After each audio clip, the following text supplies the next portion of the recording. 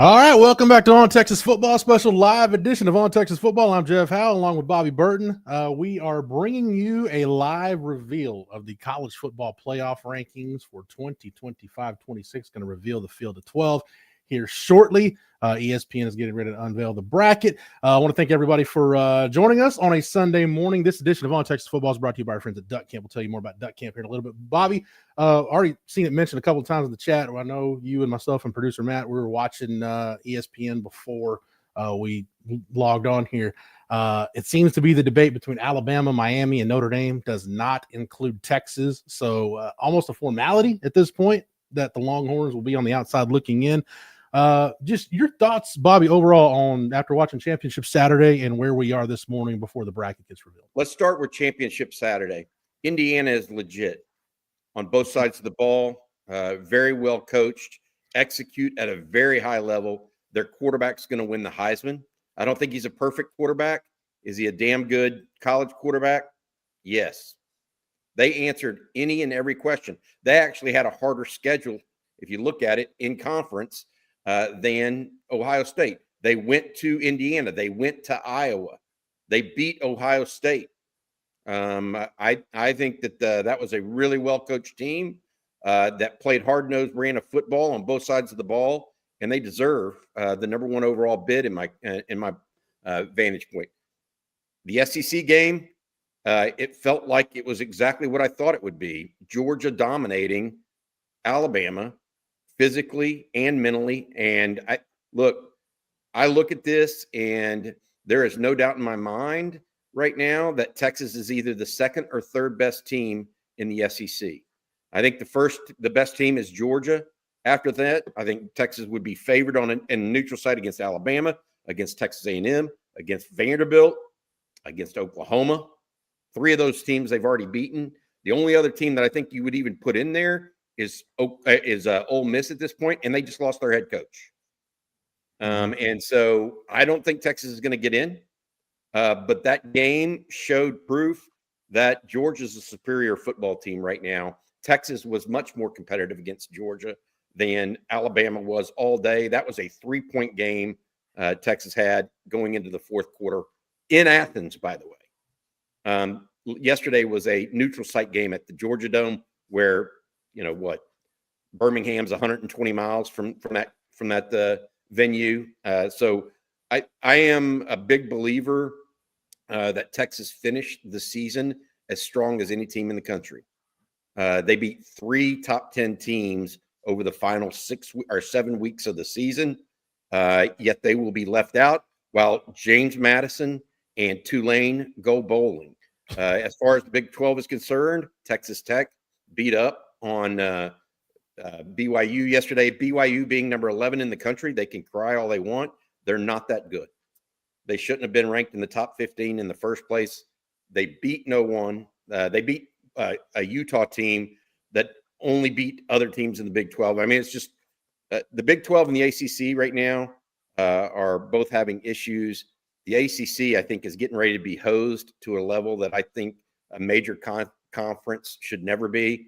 The number one thing for head-to-head, the number one thing that you should look for when ranking teams is head-to-head. Miami beat Notre Dame head-to-head. Yet, they're going to have the same record, yet Notre Dame's going to be ranked ahead and get into the college football playoff is my concern here. Mm-hmm. So we'll see. I think it's going to be a minute away here from what they announce.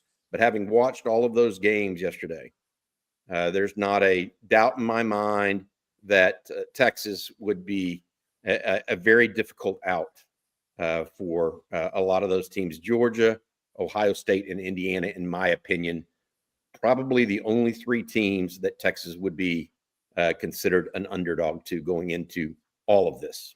Maybe Oregon. Everybody else, I mean, Texas versus Texas Tech on a neutral site. No offense, but Behren Morton is inaccurate when pressured. Texas is going to get pressure on them. Their defense is actually, they get a lot of love in TLC for their defensive front.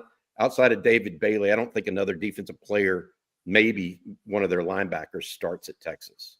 That's it. I mean, and they're one deep. So I'm not on the Texas Tech train. There it is. Indiana ranked number 1 overall, Jeff. That's where it started. Deservedly so. Here's the reveal. And Bobby, I thought all year, to me, even though Texas played Ohio State, when I talk about the eye test, just, hey, who looked the best when I watched them play? I thought it was Indiana. The whole thing was, hey, I don't know how they're going to stack up against Ohio State when they get to that Big Ten championship game. But defensively, look, I truly believe Oklahoma's got the best defensive front in the country, Bobby, but I don't know that there's a better team top to bottom in the country right now. Now, I'm not saying they're the most talented, but I don't know that there's a better team right now than Indiana. Oh, I agree with that. Number 2. Oh, wow. They went with the Buckeyes at number 2 over Georgia. Buckeyes over Georgia. Now, I want to say this. What is one team that both Ohio State and Georgia played? Texas, correct? Yep. Okay. So Texas was the one common opponent. Georgia beat Texas by 3 scores. Ohio State beat Texas by 1 score. Clearly using the eye test and not any of the other common factors. How do you move Ohio State only down 1 when they lost head-to-head to Texas? All right. Bobby, that's the thing. This is proving out to be who you lost to, not who you beat. Yeah. And that's what's wrong. It's who you lost. And really, and I wrote this over on the site earlier this week, and I truly believe it. This year is going to break the playoff system as we know it. There are going to be changes. And it's because the committee should just admit, hey, we're going to put who we want, where we want, and then use whatever metrics we need to justify it. There's no rhyme or reason why. And it's not going to make sense because whether it's head to head, all the alleged criteria that they're using, none of it makes sense. So we're going to get the field here in a minute. Bobby, I'm with you on Texas Tech.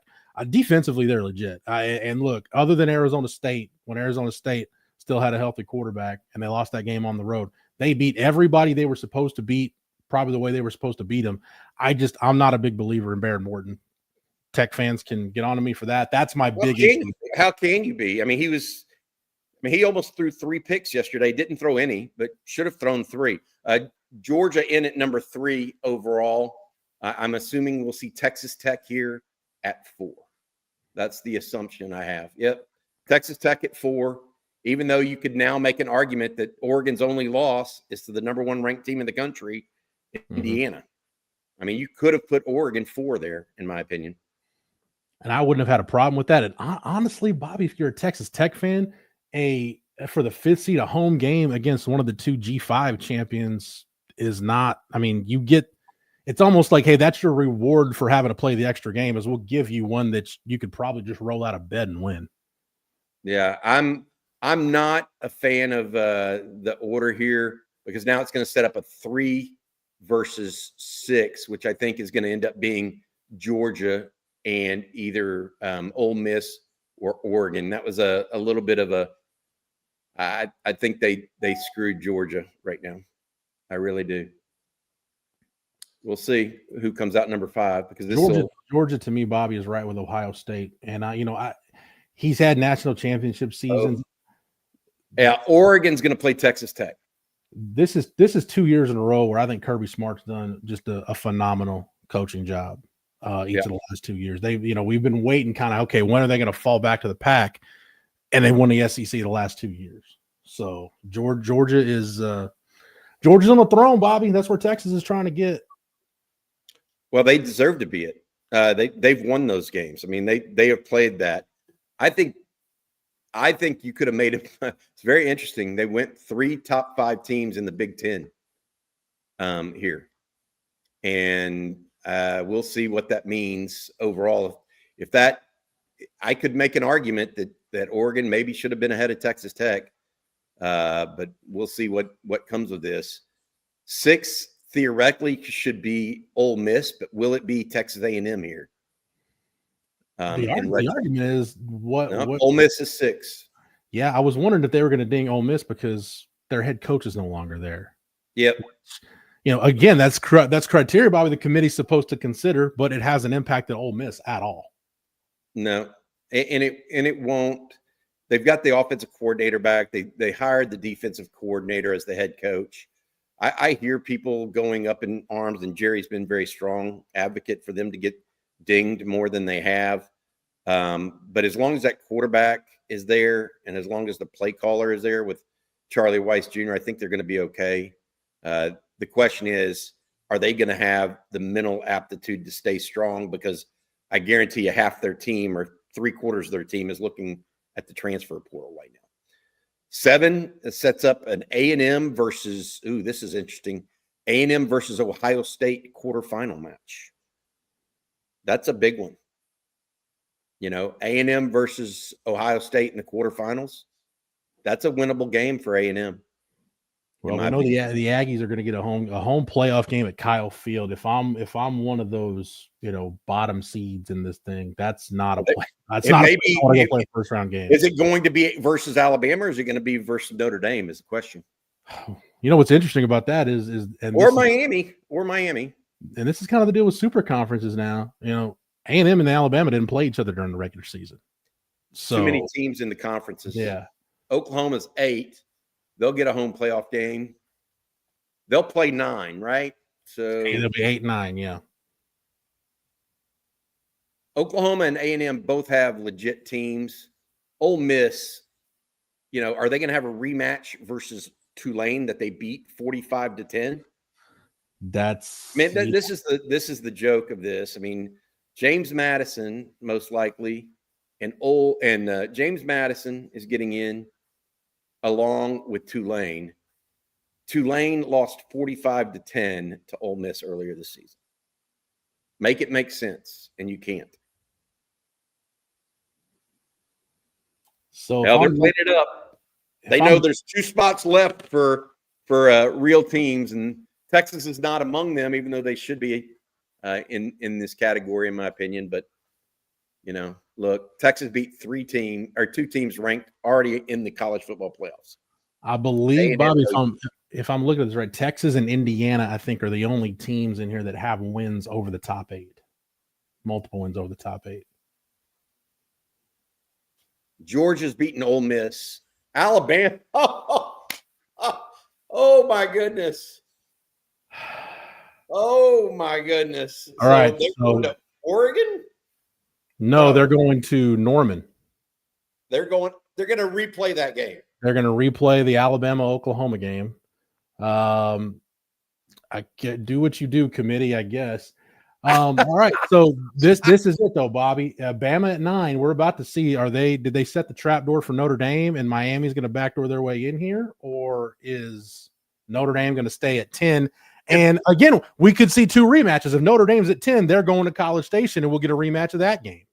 Hey, how about this? How about this idea? How about the ACC getting shut out? Because that's what might happen here. They got shut out in 2023 when Florida State went undefeated. I mean, the ACC has no one advocating for it. No. On a national scale. They really don't. ESPN favors the SEC, Fox, obviously, the Big 10, and Big 12. And then also you have NBC and Notre Dame tied at the hip. And so the 3 major networks, I just wonder, the ACC has no advocate. No. What's going to happen here? We are waiting. If Notre Dame gets left out, Notre Dame may help blow up the college football playoffs. Miami getting left out. Oh, Miami isn't over Notre Dame. Notre Dame is out. Wow. There you go. Notre Dame is out. Notre Dame is out. Welcome to the new realm of college football, Notre Dame. Go schedule someone, buddy. ACC gets one in. I didn't think the committee would actually do that. I didn't think the committee, Bobby. Way to go. Hey, bravo. Yeah. Bravo. So I didn't think the committee was going to leave Alabama out 2 years in a row. I just didn't think that. And I don't agree that Bama should have been punished for playing in the SEC championship game when everybody else in the SEC was sitting at home. But they made it right in the end. But for Notre Dame to get left out, you want change in the playoff, Bobby? You just took arguably the biggest brand in college football and shut it out of the playoff. Yep. Told them to go home. Head-to-head matters, man. Head-to-head matters. It should. It should matter. Absolutely it should. Absolutely it should. So for everybody playing at home, yes, Texas is in all likelihood headed to the Citrus Bowl to play Michigan. Michigan's already gotten their bowl assignment. They are already locked into the Citrus Bowl, Bobby, unless something drastically changes. Unless they take Vanderbilt because they want some Cinderella story. But everything I'm being told has been Citrus at this point. But nobody has given me the go-ahead to run with that news. All right, Bobby. So there are your at-large teams. Tulane is going to be 11, right? I would think so. And then JMU, James Madison, or Duke. Perhaps Duke will be 12. They could go 2 with Duke. We'll see here in a minute. Woo! I mean, they've got Molly McGrath at Duke right now. ESPN seems to know these things a little early. How about Notre Dame getting left out? It sounds like you're going to have maybe a BYU Notre Dame Pop-Tarts Bowl matchup for those who care. That score is going to be 45-7. I mean, BYU has no chance in that game. If we're talking about eye tests and just look, we've all watched football long enough. There's no way BYU had. You don't think Notre Dame couldn't run the ball on Tech? Look, this is hilarious. This is what you get. This I guarantee you this is what needed to happen to blow up the playoff committee. Notre Dame, the quote-unquote jewel in some people's mind, and now you have NBC looking at this like, oh boy. This is what needed to happen to maybe blow up all of what's wrong. And we were talking about it beforehand, Bobby. What's wrong with college football? What's wrong with the playoff is Tulane is going to be the 11 seed, and there'll be another Tulane Ole Miss game. The 45-10, baby, 45-10. College football is broken. It's not the portal that broke it. It's not NIL. It's not players getting paid. It's not coaches' freedom of movement.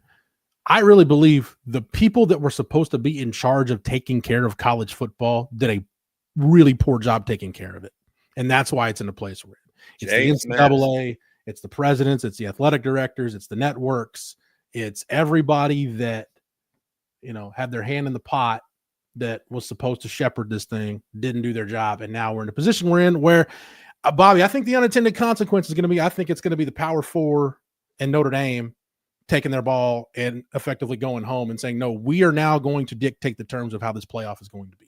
We're getting rid of AQs. The SEC and Big Ten get to decide that. Yes. And I think now you'll have Notre Dame more willing to capitulate. That's the reality.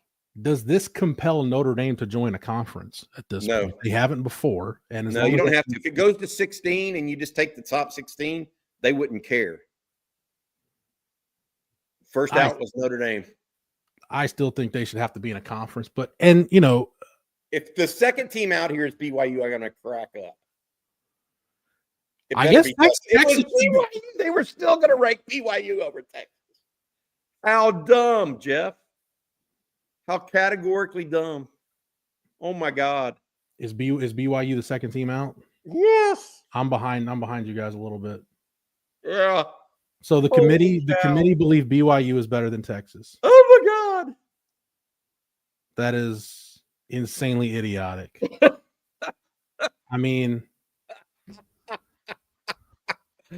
dude, I'm sorry, but I know a lot of people watching this now, but the playoffs are now set.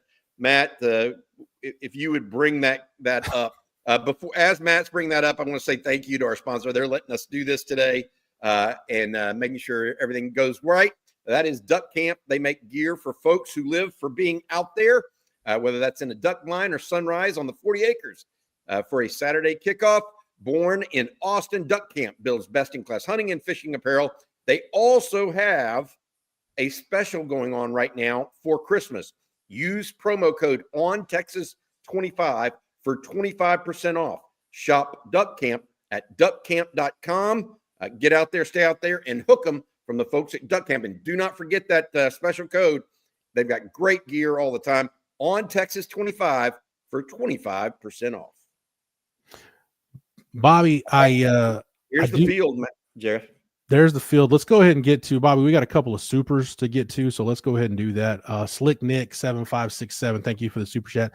Said the ones running the athletic department 100% need to cancel all non-con P5 games. Choosing to keep those games is just arrogance.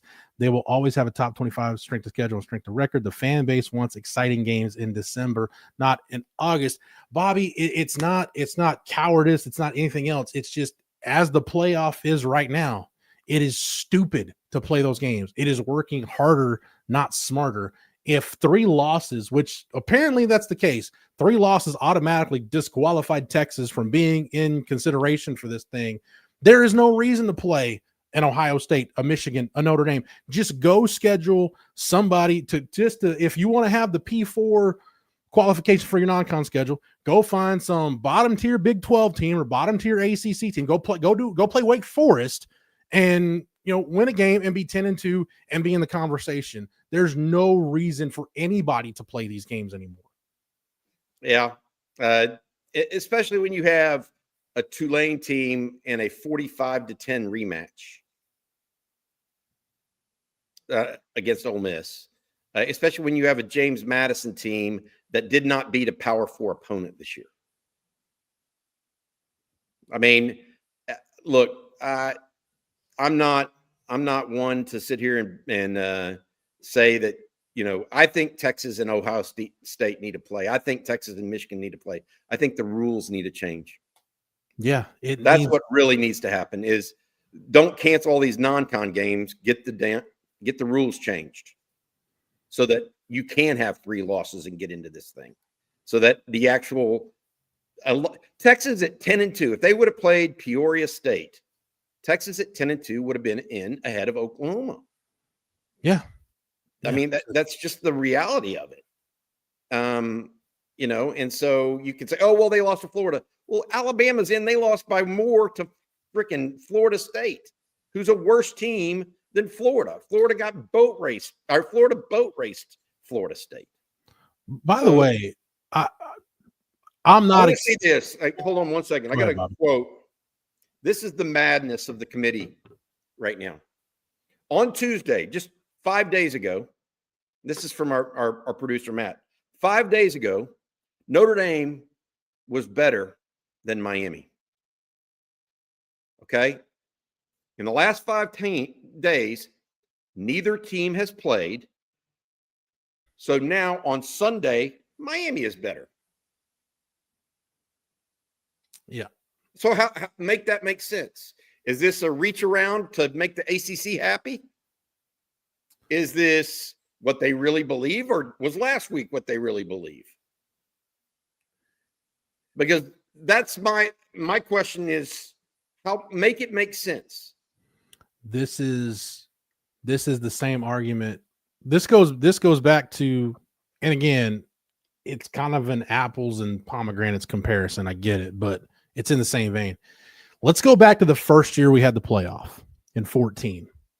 And with TCU, who I think at the end of that season, Bobby, TCU was one of the 2 or 3 best teams in the country at the end of the year. I really believe that in 2014. Championship weekend. Now, granted, the Big 12 didn't have that extra data point, which is the only reason we have a Big 12 championship game now. TCU was ranked in the top 4. They beat Iowa State at home 55-3, did exactly what they were supposed to do, and fell out of the rankings. Yeah. What did they do that would have caused them to fall? Nothing. It was just the committee wanted Ohio State in. Same thing that happened 2 years ago. I know it's a 14 playoff, but Florida State did everything it was supposed to do. A 13-0 undefeated power conference champion. Yes, they lost Jordan Travis, but what did they do? They won their conference championship game. Yet Alabama ends up jumping them and knocking them out. I know Texas moved ahead of Florida State too, but it's going to be whatever the committee wants. And a lot of stuff in the chat. You're meaning to tell me Tulane and James Madison are 2 of the 12 best teams in the country? No, that's the problem with this. Stop telling us you're taking the 12 best teams because you're not. I will probably watch some of Oregon, James Madison, Bobby, because I'm a sicko and I'll watch it and I love college football. The country, casual college football fans of the country, they're not going to want to watch that. They won't watch that. They won't watch Ole Miss put 45 on Tulane again. Nobody wants to see that. I would much rather have, I guess in this point, the way we're looking at it, it would be, hey, it was BYU or Texas going to go to Eugene for a first round game. And it's Notre Dame going to Oxford for a first round game. Like, that's what we want. We want those kind of games, and we're not going to get it. This is just, we're in the same point we were, that run from kind of 2008 to, 2011 with the BCS, when it was broken and it didn't make sense and nobody liked it and it wasn't transparent and it forced change. Bobby, that's exactly what's going to happen now. The committee, they had a chance to do it right. They didn't, and now it's going to change because I think the SEC, the Big Ten, and Notre Dame are going to demand it changes. They should. All of those parties should. College football should demand a change. Yeah. I mean, all of college football should demand a change. I think about it right now, and, the very idea that Texas would be behind BYU after I watched that game yesterday, just flabbergasted. I mean, how could you watch those two teams and say that? I mean, you just can't. I mean, I don't know what else to tell you other than, do you really think that Texas wouldn't beat the ever-living you-know-what out of BYU?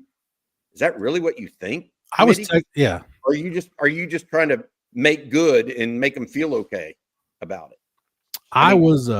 Sorry, Bobby, go ahead. Let's go down each of these games, though. I want to talk quickly about the games, if you don't mind, and unless you have something else to talk about here, because I do think there's one. I want to talk a little bit about that Miami A&M, Miami versus A&M piece. How many interceptions is Carson Beck going to throw in this game?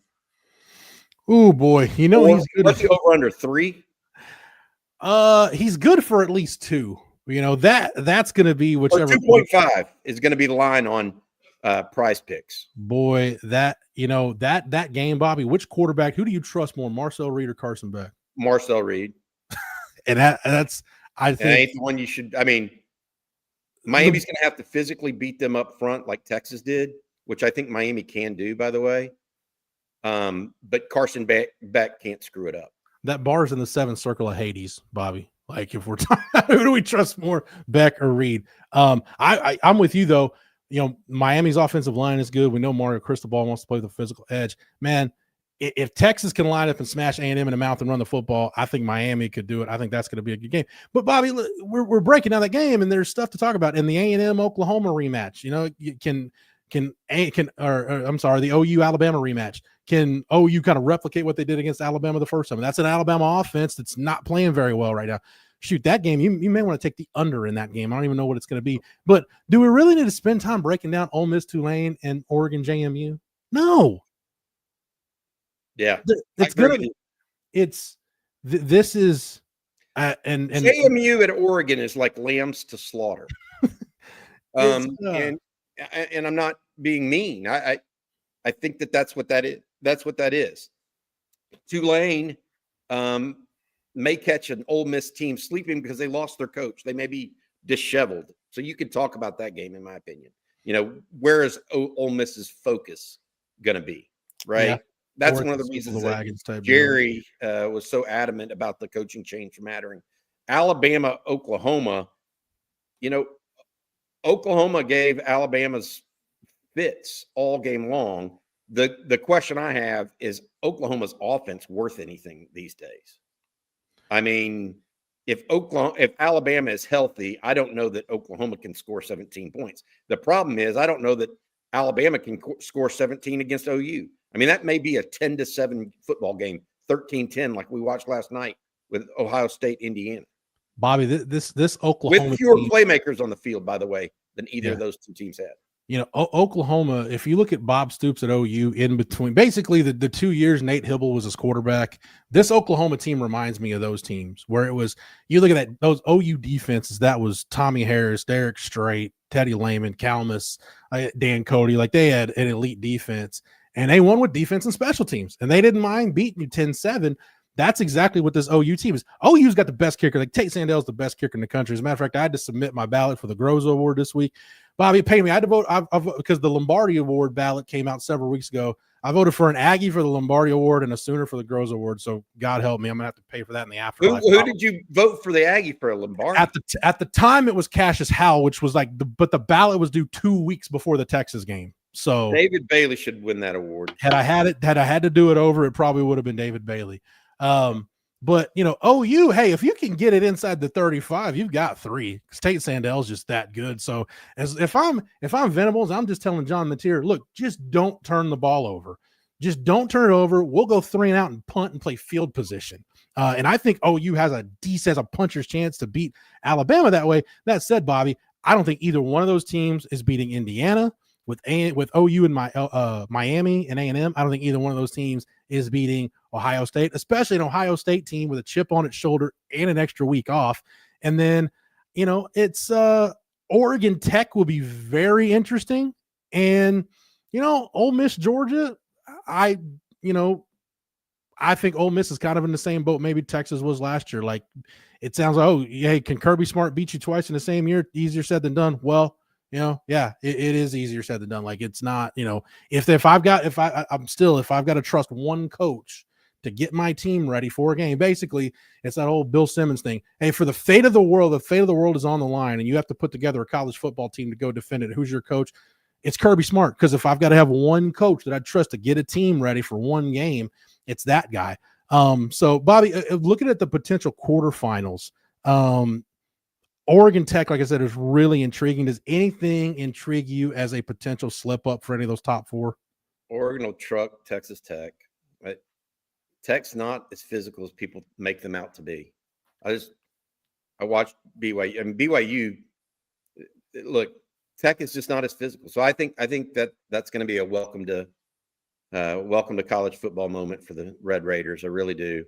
Where is that game at? Is that the Cotton Bowl or is that the Orange Bowl? I think that's the Orange Bowl, is it not? Let's see. Matt, can you help us out with that? The producer in the background. I don't know if they've settled those yet. I would think. I think 2 is the Cotton Bowl. 1 is the Rose Bowl, and 3 is the Sugar. I'm looking at the bracket here. So your quarterfinals, they haven't locked them into seeds yet, Bobby. Okay. But your quarterfinals are the Cotton Bowl, Orange Bowl, Rose Bowl, Sugar Bowl. Yeah. I think that Indiana is going to get the Rose. I would probably think Ohio State, the Orange Bowl. Georgia, the Sugar, and Tech, the Cotton. I would think that would be how it would go. Might be a relative home game for Texas Tech. I don't know. I actually think that 3 was supposed to be the Cotton Bowl this year, or 2 was supposed to be the Cotton Bowl this year. Could be wrong. Hey, look, but to your point about the quarterfinal matchups, I think Oklahoma versus Texas Tech. Texas Tech, I think, gets beaten that game. Alabama, OU, the winner of that versus Indiana. I could see Alabama winning that game. I could not see Oklahoma winning that game. So Alabama would have to have some offensive ingenuity to beat IU. Yeah, I don't see it. I don't see them having it with Ty Simpson at quarterback. Ole Miss versus Georgia. I think Georgia wins that one. Or Tulane versus Georgia. Georgia wins that one. Miami versus A&M versus Ohio State. I could see A&M giving Ohio State problems based on what I saw last night. I don't think Miami would give Ohio State problems. So, Bobby, we've got the quarterfinal. The quarterfinal bowl games are set. So, the Indiana quarterfinal will be in the Rose Bowl. Ohio State will host a quarterfinal at the Cotton Bowl. That's what I was saying. Yeah. Georgia at the Sugar Bowl. Texas Tech at the Orange Bowl. Yeah. So, Oregon and Texas Tech, a full continent away for Oregon and a full, half of America away. Oh, Raider rash on South Beach. Lord help us all. So true. So true. Bobby, you want to get some of these supers here? Or you got let's do it. Points you gotta make. All right. Derek has a super chat, says CDC needs to push OU back 4 years today. Bobby, I'll say this. Sark did say on the signing day, during the signing day press conference, they are planning on honoring the Ohio State return game in Austin and the Michigan return game in Austin. After that, that Notre Dame series, Bobby's supposed to start in, I guess that would be 2028 and 29. Depending on where the playoff format goes, Bobby, I'm not sure that home and home is going to get played between Texas and Notre Dame. Yep. So, yeah. Do you like Texas? I mean, I think there's just too many variables at play to rearrange those games. I think you play it, but you also got to work over the next 2 months to get college football playoff changed to where it's 16 teams next year. Mm-hmm. And you got to take out the JMUs and Tulanes of the world. Just take your top 16 rated teams in the country. Yep. Screw automatic qualifiers from championship games and all of that. Just take your top 16. Yeah. Look, to your point, Bobby, and I'll credit Rod Babers for saying this. Rod said this many years ago, and I still holster it.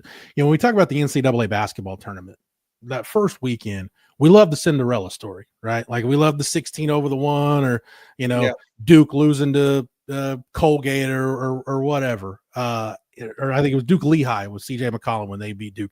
We love those games, right? But when we get down to the Final Four, we don't want to see George Mason or VCU or fill in the blank center. We want Kansas and Duke and North Carolina and UCLA and Kentucky. Like we want the Blue Bloods. We want great basketball in the Final Four. That's what the playoffs should be. To your point, Bobby, just let it be the top 16 teams. James Madison's a great story, and we'll talk about him for the next couple of weeks. And then when they go to Oregon and get beaten by 30, we won't talk about JMU. Right? Is anybody talking about last year that Boise State was a top 4 seed, or the fact that they went to the Fiesta Bowl and Penn State, clearly a more talented team, put Boise State in its place? Like, we don't remember Boise State being a top 4. We're not going to remember JMU or Tulane being in this playoff. It'll be great for them to put the CFP logo on the wall in their stadium for all their fans to remember. But beyond that, nobody's going to remember it. KD35, I am the best. Thank you for the super chat. Says CFP committee is so brain dead idiotic.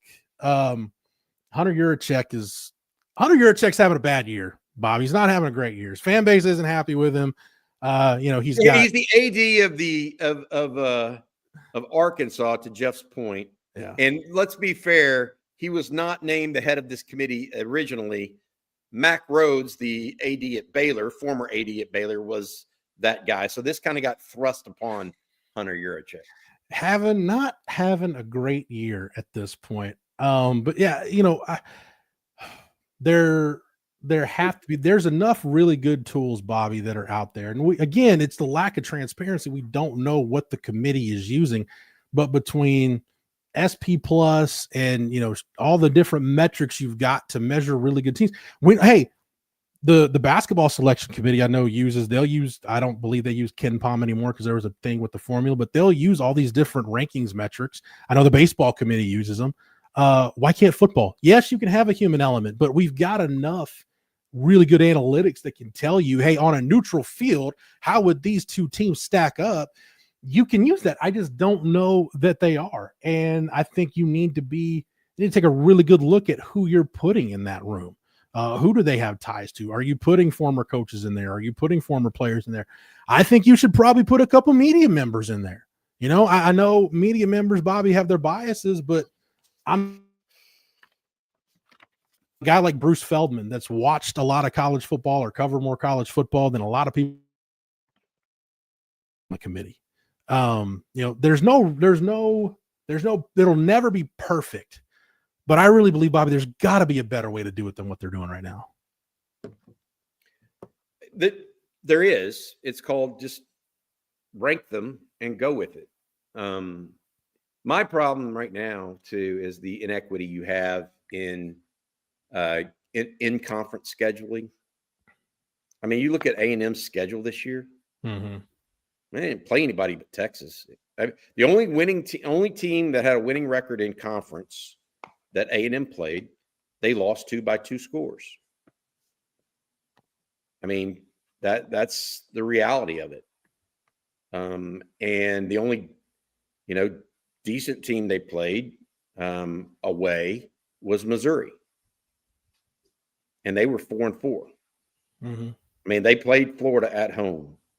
They played, it just, long story short, okay, I feel like there's some inequities that you need to address with Ohio State really not playing anybody other than Michigan. And, well, I guess Penn State was a nobody this year. But my point being, you can't have 16 or 18 teams in a conference and play everybody. And so do they need to go to a Big Ten West and a Big Ten East, SEC West and an SEC East, and maybe the top three finishers in both those leagues or those sides get in, or they figure out a way? If I'm the SEC, Matt, can you pull up the final Big Ten or final AP ratings from this year? I just want to go do me this favor real quick, because I want to show y'all something that I think is how this could look like.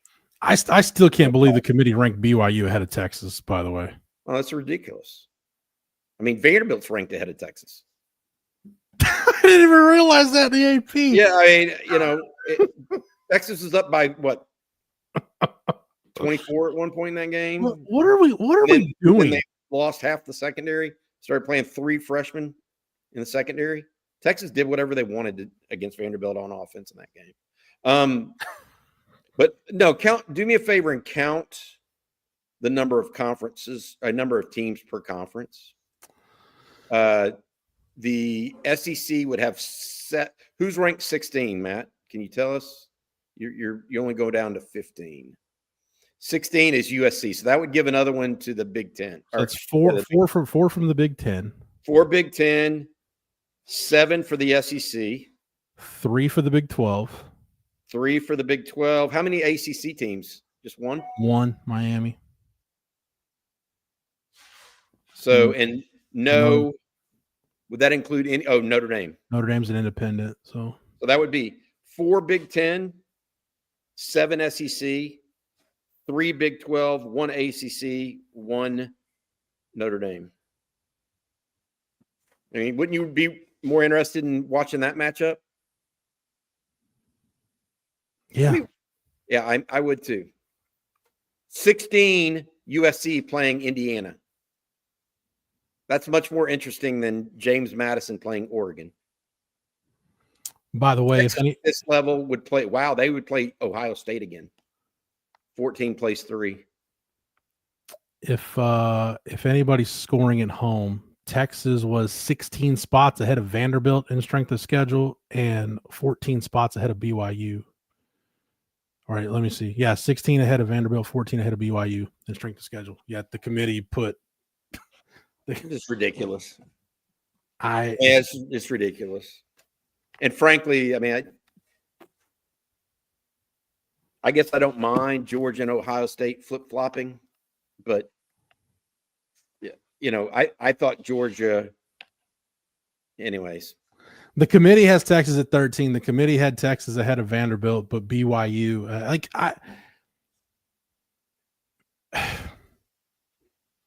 why would Oregon not be the 4th rated team over Texas Tech?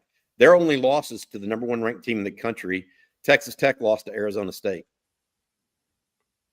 Well, let me see strength of schedule. I'm just putting that out there. Why wouldn't Oregon be ranked with 1 loss ahead of Texas Tech?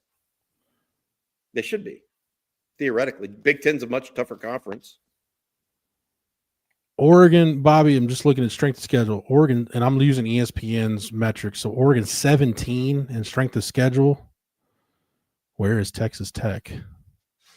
Texas Tech 54th. Yeah.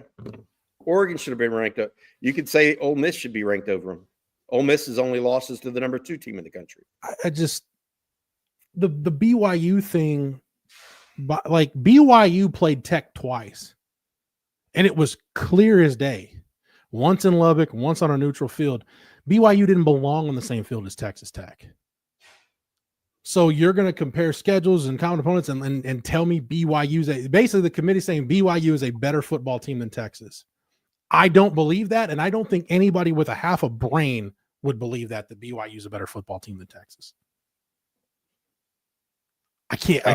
I know in the grand scheme of things, it doesn't matter, but I trust Lincoln Riley as far as I can throw him, but would you pick BYU over USC? I mean, no, you can go further down that list. no. Would you trust BYU over Michigan? I wouldn't. Boy, depends on if Bryce Underwood can master the forward pass at this point in his career. He's going to be really find good. out. I think when the bowl games get announced, I think Texas is going to be in the Citrus Bowl against Michigan. It's looking like. And I again, have not 100% confirmation, but I've been texting with someone there at Texas this morning, and that as of 9:30 this morning, 10:30, that was the expectation if Texas didn't make the college football playoff. And BYU, it sounds like BYU's headed to the Pop-Tarts Bowl to play Notre Dame. If Notre Dame cares one iota about that game, they win by 3 touchdowns.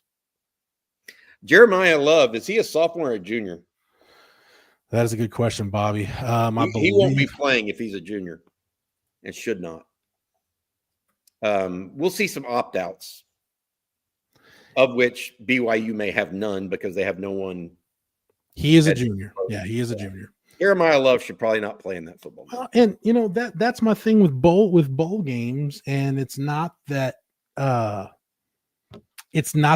trying to prepare mentally for Texas to lose a game to Michigan, Bobby. But you know, for me, the 2025 Longhorns played their last game on Black Friday against Texas A&M. The bowl game, for all intents and purposes, for me, by the time you figure NFL opt-outs and guys that are going to get ready for the portal and choose not to participate in postseason, which there will be some of those, this is basically going to be an exhibition game for the 2026 team to get its feet underneath it. Yeah, it's really what we're looking at. I know bowl games are a reward for your season, but really this is, for all intents and purposes, the first game of the 2026 season. And Bobby, I think for bowl season, there's got to be a lot in college football that has to change. And I know people have their opinions about Joey McGuire, but I think he was spot on this week. The calendar has got to change because it doesn't make any sense, because now with the coaching changes going on, you've got an Iowa State team, Bobby, that finished 8-4. 8 wins is a good season. You got a chance to go to bowl game, finish with 9 wins. That's a good year. Apparently they're choosing not to play the bowl game because Matt Campbell's taking the Penn State job and there's a coaching change there and the portal and everything else. Like, there is something really wrong with that to me. Because if it's the same thing with Kansas State. I know there were seniors in that room that wanted to play a bowl game because whenever they're done with the season, they'll never play football again. And that to me just eats at the core of what little of the fabric of college football as we've all known it to be and why we love it is gone. There's a lot of stuff that has got to get fixed with this thing. Well, I'll just say this. I think that I don't agree with just about anything Joey McGuire says. I really think that there is not a coach that I disagree with more than him. Right. I mean, I really think he doesn't get it. But that's okay. I mean, he's got a good football team this year. And I would say this, my take on when people are saying, oh, well, it needs to be done by the end of the first semester, or college football shouldn't be going into January. Bull. That's not true. It should. It has forever. It used to be into January 1st bowl games all the time. The reality of it is we need to see 16 teams in the college football playoffs, and they need to get to the final 2 games by January 10th, not by January 25th. 100%. Yeah. That's the issue. And then open the portal on that last weekend instead of saying, oh, well, we can't schedule games the week of Christmas. That's not true. You can, and you should. And so I think that actually by having these 2 or 3 weeks off in between games, you lessen the cohesiveness of the team. So you end up with worse games. The execution is worse. But I digress. I think that there's a lot of pieces to this. It starts with next year getting to 16 teams. And if there were 16 teams not trying to make the James Madisons of the world happy or Boise States of the world happy, there would be 4 Big Ten teams in the tournament, 7 SEC, 3 Big 12, 1 ACC, and 1 Notre Dame. And that's probably where it belongs, in my opinion. Probably where it belongs. All right, this one from Aspan85. Time to get rid of biased, but like you're a hit check. The problem with committees, and you can say it until you're blue in the face, they're inherently biased. They always will be, and that's just the way it is. I don't think you can get rid of. If you would have had Mac Rhodes, who's saying Mac Rhodes wouldn't be out there at Baylor, wouldn't be pounding the pulpit for BYU to get in. I mean, you have this. Doesn't matter who you get, and by the way, you certainly cannot make Nick Saban czar of college football. Whoever thought that was going to be okay, he's clearly. I mean, he's off. I don't want to say he's off his rocker, but he's so biased it's hard to even watch him right now. I mean, he is literally that biased. Right? Yeah. The Lane Kiffin stuff, Bobby, I think is Exhibit A, because the relationship with Jimmy Sexton and CAA, or the relationship of Miami over Notre Dame, and Mario Cristobal used to be an assistant of his. Yeah. Whereas he has no real relationship with Marcus Freeman. I mean, it's not healthy. It's a conflict of interest on down the line. Bobby, let's get to another super here. Aspan85 with another super chat. Thank you very much. Says make non-con games not count on your ranking and just have conference games count. Then you can keep your great games. I think, Bobby, I think it's just as simple as, hey, if you're going to ask teams, if you want these great games, they've got to mean something.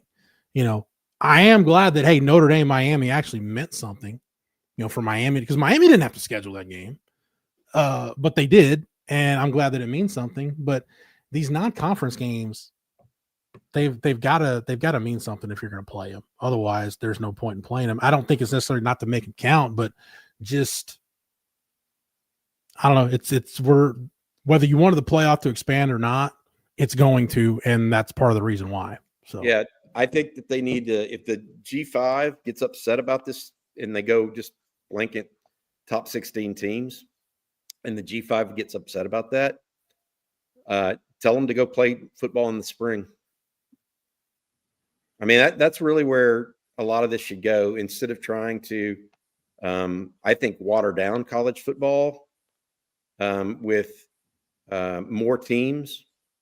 They should contract. When I said this, I think there's now 136 Division I FBS level teams. When I first started this back in 1992 and started being a professional in it, I think there were 120. So what's the value there? And one of those teams, by the way, just made the college football playoffs, James Madison. Yeah. Because they are in a league that did not exist at that time, I believe. No, they're in the Sun Belt Conference. They beat up on the mighty Middle Tennessee Raiders, Blue Raiders. So I don't think they beat a single Power 4 team to get into the college football playoffs, much less 3 teams in the top 10 like Texas. Hey, speaking of Sun Belt, Bobby, if you want to get if anybody wants to do some scouting looking ahead to 2026 for that Texas State game, GJ Kinney's keeping his quarterback, Brad Jackson. As Texas State moves to the Pac-12, Brad Jackson staying at Texas State, so pretty good quarterback matchup for Longhorn. Is that in 2026? Yep. Next year. Boy, so, the caravan from Hayes County coming up 35, Bobby, for that game will be something else. Texas State fans been looking forward to that game for a long time. Slick Nick with the super chat says, why are we demanding change on a committee that doesn't even follow their own rules? Texas can only control what they can, no more and no hard. But Slick Nick and Bobby, I'll say this: That's the problem. We don't know what rules they're going by. This is NOM. There are no rules. Like, that's the problem with the committee. We don't know what their criteria is. We don't know what rules they're using. That's the problem. Transparency, right? Yeah. Every single meeting those people had should have been recorded for transparency. Should we go? I mean, just like the ACC is doing for certain games, its referees have. Okay, and even some of those were wrong yesterday. I mean, unbelievable. He wasn't going to the ground to catch the ball, and the ball's rolling out of his hands on the ground. I mean, the amount of mistakes made and lack of transparency combined to create hey, we're trying to save our spot in the NCAA playoffs thought process, because that's what Virginia wins. Virginia would have been in there.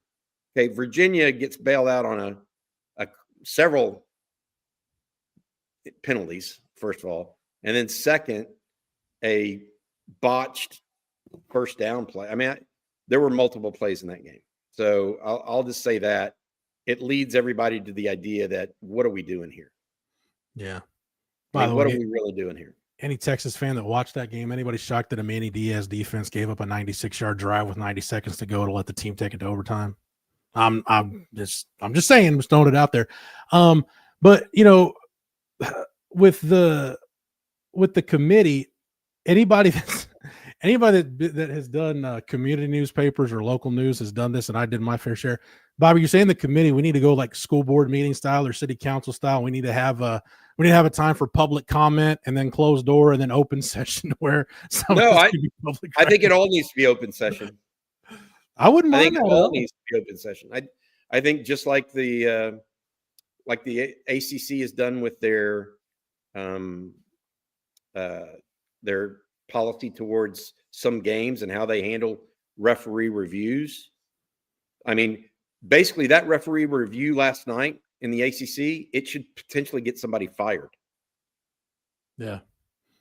But you can't fire that person unless you know who the person is dumb for initiating it. You don't get a clear picture. The guy that said that he wasn't going to the ground with the ball is dumb and should be fired.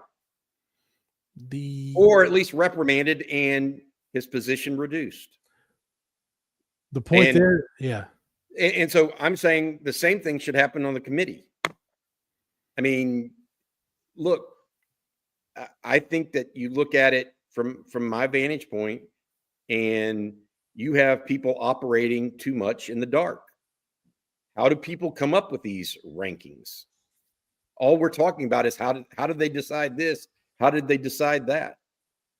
And if you put a microphone and record it all, then somebody like me or you or CJ Vogel can go in there and listen to all 30 hours worth of consternation or 60 or whatever the total is and get a sense of why they really did it, who the real advocates were for one team or another, were there biases in that? Like, why wasn't Texas's close loss to Ohio State really considered? Why wasn't Texas's 6-1 finish to the season considered, including 3 wins over top 10 teams to close? Because they didn't play well early. Okay, I mean, like I said, Texas would be underdogs to Indiana, Ohio State, Georgia, and probably Oregon of the entire group of that 12 list right now. Everybody else, Texas would either be equal with or favored. Here's my issue, Bobby. I agree with everything you're saying.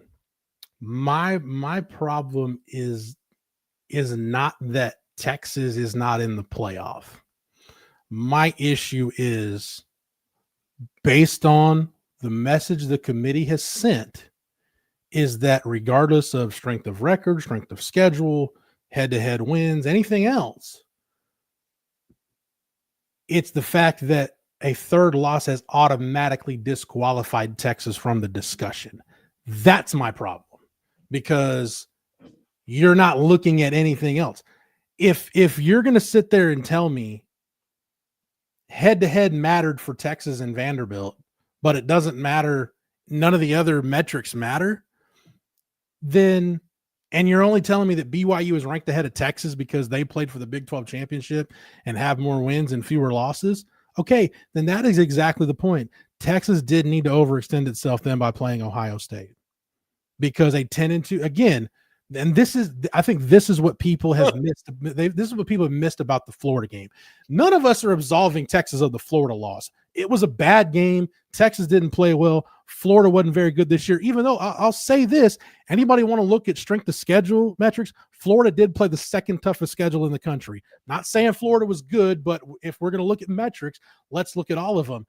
But that's my thing with Texas is we're going to ignore everything else that Texas has good just because they have a third loss. Then why play tough games that you don't have to play?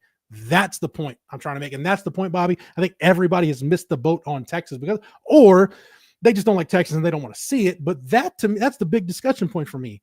If 3 losses are automatically going to disqualify you, and one of those losses is a non-conference loss, don't play the tough non-conference game.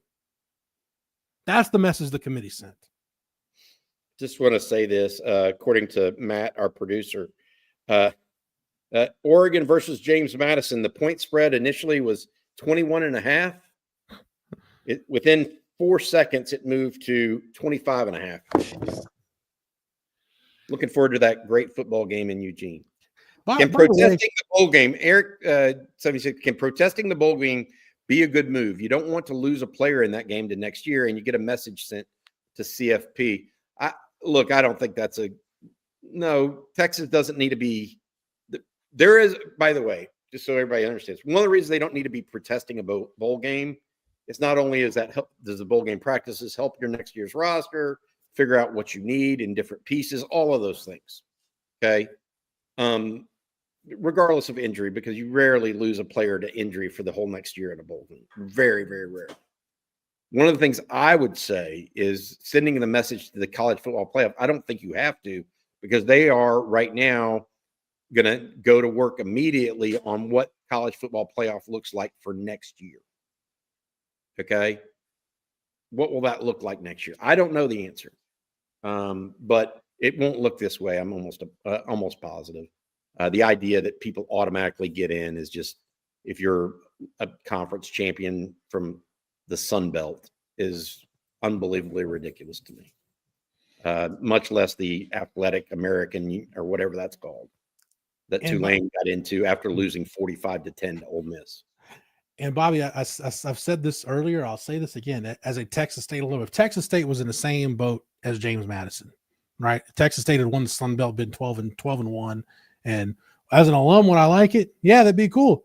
I wouldn't want to watch Texas State play Oregon in the first round, because I know how that's going to end. I need to tune in early because it'll be interesting for about the first 5 minutes, and then it'll be what it's going to be. Like I said, none of us wants to see that. Nobody wants to see that. Jeff Rosner, thank you for the super chat. So championship weekend should have 3 to 4 additional matchup games, resolved additional arguments. Notre Dame could have played Texas this weekend and others. Bobby, it's weird. I don't know if you saw it, but John Gruden basically did a bit for Barstool where he's talking about, hey, instead of having conference championship games, or have the conference championship games, but let's let all these other teams that are in contention play their way in. I understand it was a bit, but I watched that and I'm like, you know what? John Gruden may have just made more sense here in 5 minutes than the committee's made in the last few years. Like, the idea of proving your worth on the field is a novel concept. But again, that's kind of what the committee was supposed to do. It's because the committee hasn't done its job that we've got to at least entertain all these other crackpot ideas. Well, here's the reality of that. I mean, you go to 16. Why would the SEC only take 4 automatic bids when they could get 7? Exactly. I mean, the Big Ten should be thinking it's lucky stars that they get it, that they would have gotten an automatic 4.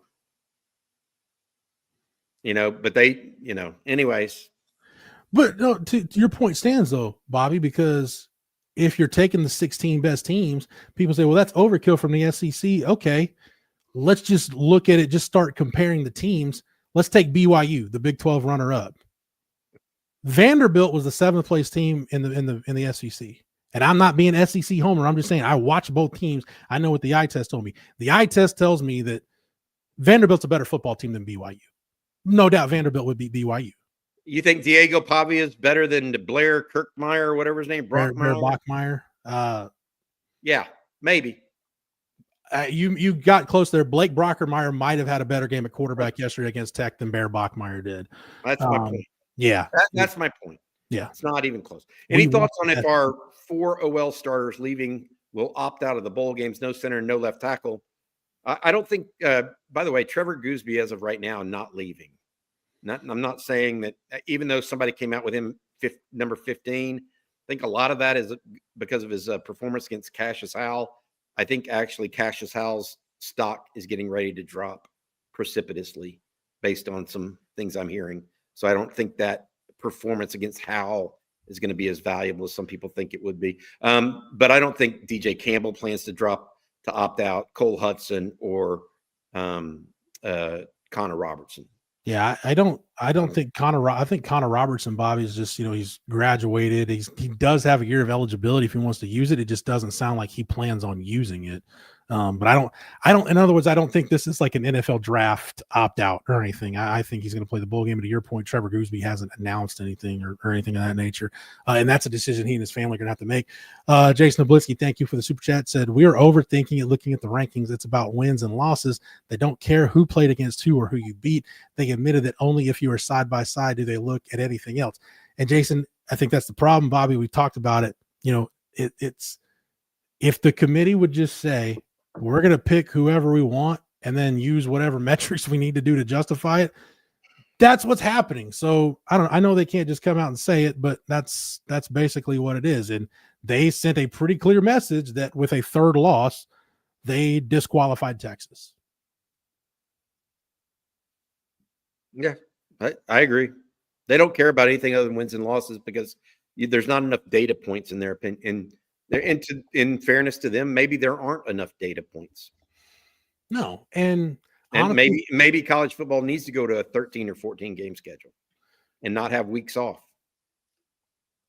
I just, you want more data points, give them more data points. I have no problem with any of this. The issue that is going on right now is you're giving precedence to 2 teams that don't deserve to be in the playoffs. Now, they deserve to be in the playoffs based on what this year's rules were. So I want to be clear about that. So it's not like they're doing anything nefarious. It's just they're not 2 of the 16 best teams in the country. No. And we all know that. So anyways, maybe one of them sneaks up and wins, and that can happen just like it does in the NCAA basketball tournament. But football's different. You're not going to get a team going three rounds deep into the tournament with it's just a different sport than basketball. James Madison and Tulane, neither one is winning 4 games in 4 weekends to win a national championship. No chance, and you know what? It's just not going to happen. Yeah. JR said, great show, gents. I don't think FCS wins should count as credit. Top 12 all had FCS wins this year, and guess who didn't have an FCS win? Texas. Yeah, yep. I mean, I don't know. Like I said, it just doesn't make sense to me. I don't get it. For those, there's might be some people that have been with us from the start, and we appreciate everybody that's jumped on here with us. But I think this goes to the committee, the networks, the NCAA. The reason why college football is in the shape it's in, it's not paying players. It's not the portal. The people that were in charge of taking care of college football didn't take care of it the way they were supposed to. And that's why it's in the position it's in. That's why the committee as it stands, this is going to be the tipping point where things change. So it's, at some point it'll it's never going to be perfect, but it can be a lot better than what we've got. McCluskey, thank you for the super chat, said, what legitimate sport lets a committee decide the fate of its best teams with no transparency and subjective criteria? Nobody understands. Fix this. Bobby, I think that pretty much sums it up. Yes. It's a good point, and one that we've been bemoaning for a while now. Look, and this, everybody's saying, "Oh, well, this will be the one. This will be the straw that breaks the camel's back for the CFP." Will it really? I mean, I can hope, but I don't think it will be necessarily. I can hope that brighter minds will prevail, but I just don't think it will be. I mean, this college football and the NCAA as a whole moves at a pace of a oil tanker. and I say this with all due respect to oil tankers, which is, they carry the mother load. They have a lot of money, right? They're worth it. But, you have to move to get an oil tanker into the ship channel in Houston. You have to start preparing for that about 50 miles out to sea. And that takes a good day. You can't just, oh, here I come. Okay, here it is. They move like oil tankers, and that's the problem. They're not, these large organizations are not designed to move on a dime. And excuse the pun, and they need to be because that's how broken the establishment is in every single capacity: the college football playoff, NIL, scheduling.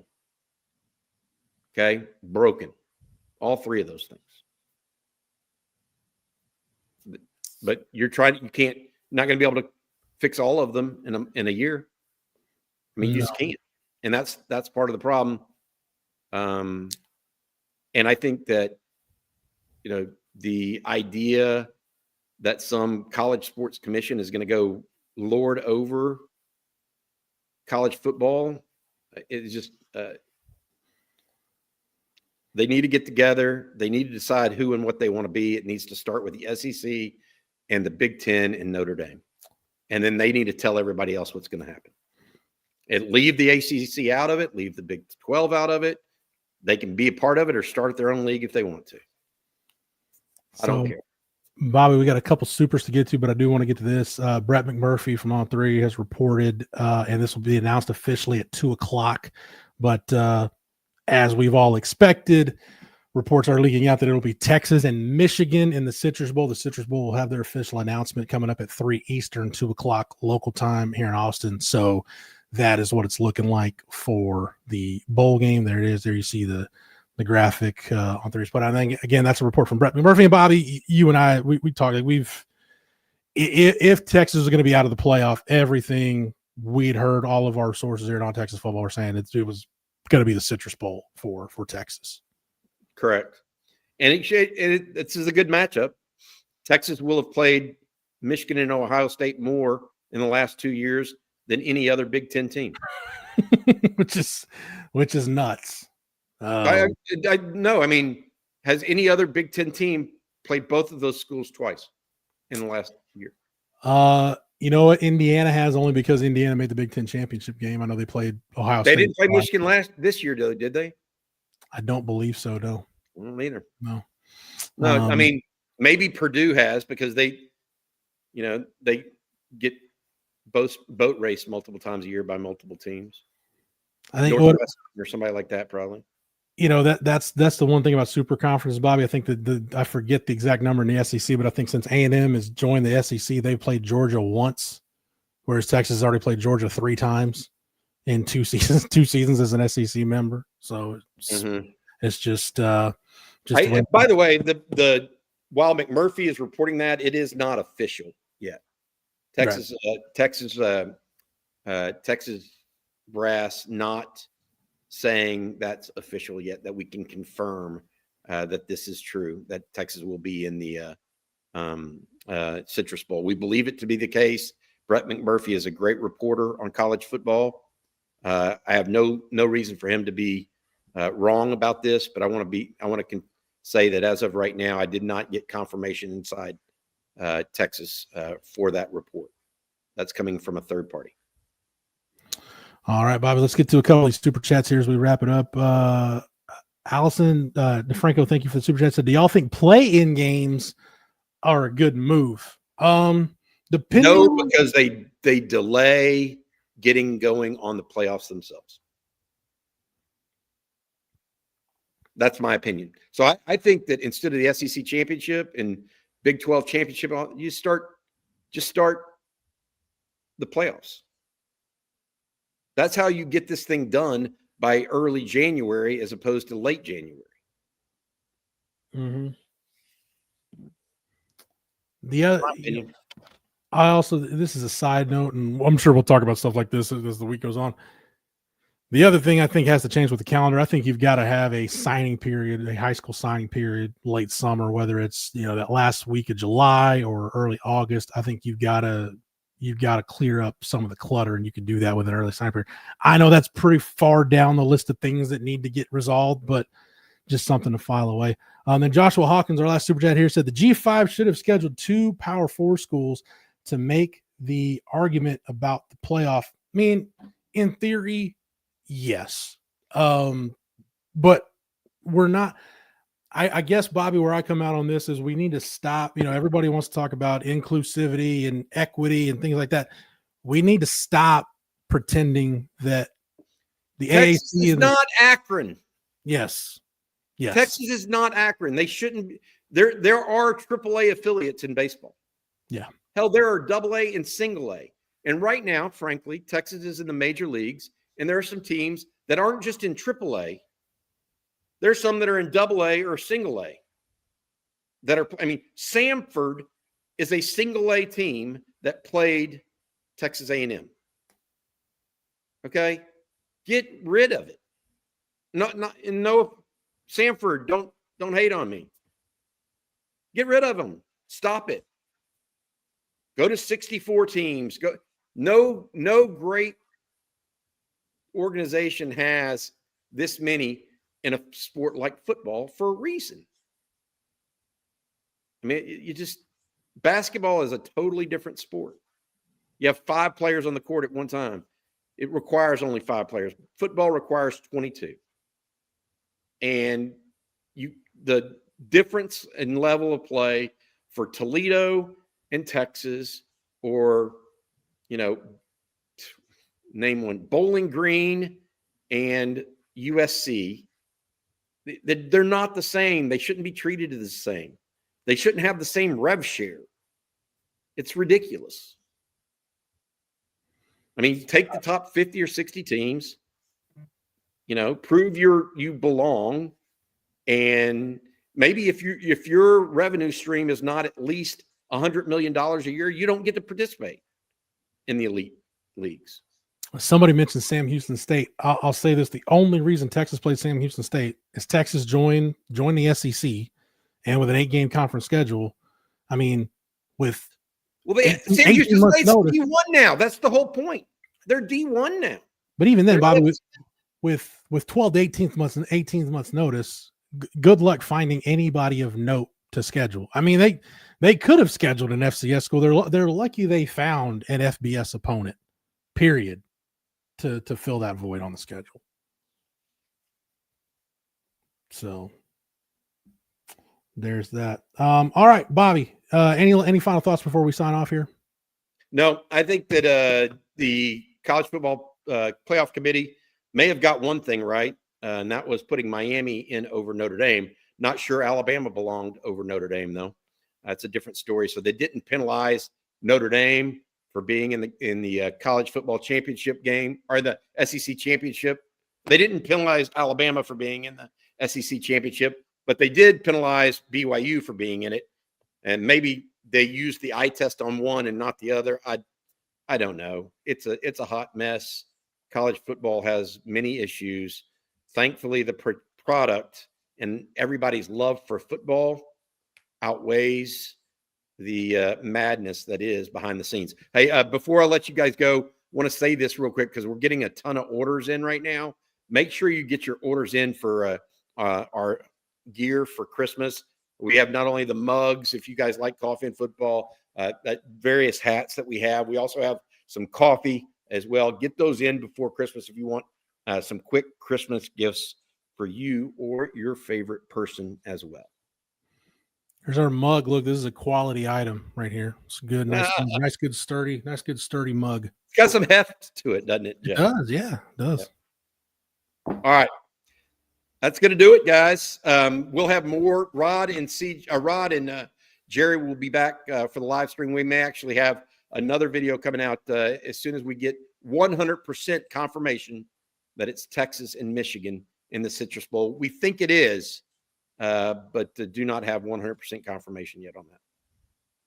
All right. Bobby, thank you for the knowledge and expertise as always. Thank you to Matthew behind the scenes for producing it. Thank you to our friends over at Duck Camp for sponsoring it. I also want to remind everybody, if you're not a member over at ontexasfootball.com, you can get over to the site right now and sign up using the promo code OTFOG, and that'll get you 1 year of access at ontexasfootball.com for just $39.95.